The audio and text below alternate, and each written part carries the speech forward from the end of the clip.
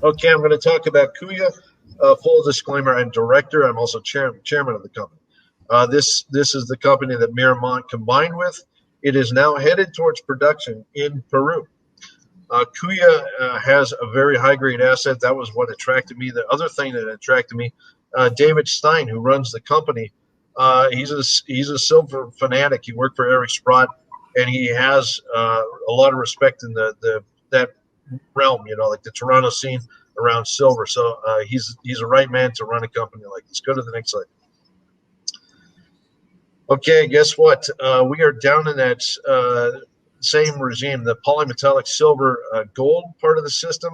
You know, it's kind of epithermal too, so I don't want to give the impression that it's a deep system. But the important thing is the asset they have in Peru, Bethania, has just huge exploration potential when you look at this type of model. In other words, it should go down for literally hundreds and hundreds of meters. Okay, go to the next slide. Okay, so what we're looking at here is a long section looking at Bethania, the veins of Bethania. You can see that there was a historic mine here. It operated up until, I believe, 2016. They were doing toll milling at a mill down the hill. Now, the mill it closed up because the silver prices were low back then. So these guys basically had to shut the mine down because there was no place to mill their ore. So what Kuya is doing is they've got two-pronged approach. They are going to start exploring. In other words, all these open areas where the vein should naturally continue, they're going to explore. And I think you'll see this thing grow by leaps and bounds. But they're also going ahead with the development of their own mill. Their plan is to put we'll call it a modest-sized mill, but one that can deliver a fair amount of silver per year and generate a very high margin, especially in a good silver market like I think is coming up here. So the thing that really attracted me, though, very high grades. If you look at some of the grades that are posted there on that slide, you can see this thing.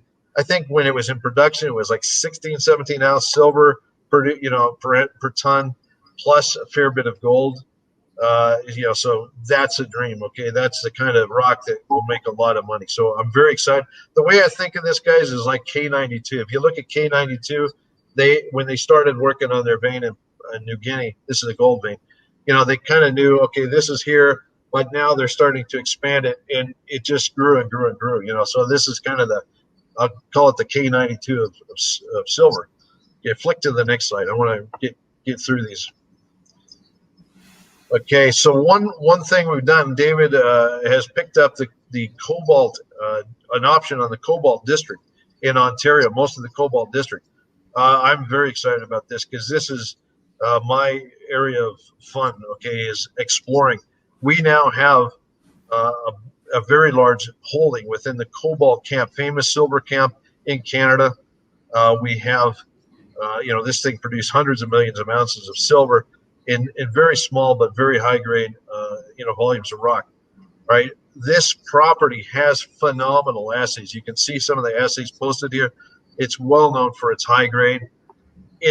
I was blown away. Okay, I thought, oh my gosh, certainly this thing's been kicked around a lot, explored to death, But when I looked at the data and I worked with David on deciding about this acquisition, I was gobsmacked. There's huge potential. There's not been systematic exploration, and that's exactly what I love to do. So I'm going to work with David and the team, and we're gonna get exploration ramped up here very soon. I think this is one of the best assets available in Canada, quite frankly. So I'm really delighted to be involved. Go to the next slide. Here's some of the ore. That is mostly silver. There's other minerals, but most of that is silver out of a sample of one of these veins. So it gives you impression, the kind of obscene nature of silver grades that you can expect in the Cobalt camp. Go to the next slide. Here's some of the cross sections from the Cobalt camp. What we're seeing here are the brown, that brown thing that's flat through there is a sill. It's basically a magma that came up and it spread out laterally like a blanket. So in each one of these three images, you see a profile, a cross-sectional view of what's called the Nipissing diabase sill. And the veins in cobalt are usually found in close proximity or within that sill. Okay, so the exploration model is pretty straightforward here. We're looking for that sill, and we're looking for areas in close proximity where structures cross it to look for high grade. So I think we will be able to develop the model necessary to explore effectively in Cobalt over the next few months.